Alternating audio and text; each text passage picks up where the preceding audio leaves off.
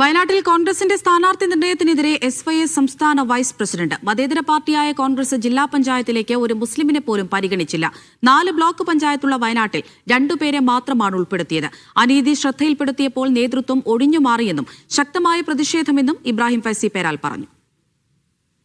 വയനാട് ജില്ലാ പഞ്ചായത്തിലേക്ക് മുസ്ലിം കമ്മ്യൂണിറ്റിയിൽപ്പെട്ട ഒരാളെപ്പോലും ഏറ്റവും വലിയ മതേതര പാർട്ടിയായ കോൺഗ്രസ് പാർട്ടി നിർണയിച്ചില്ല എന്നുള്ളത് ഏറെ വേദനാജനകമാണ്. 4 ബ്ലോക്ക് പഞ്ചായത്തുകളുള്ള വയനാട്ടിൽ കേവലം 2 ആളുകളെ മാത്രമാണ് മുസ്ലിം കമ്മ്യൂണിറ്റിയിൽ നിന്ന് നിർണയിച്ചിരിക്കുന്നത്.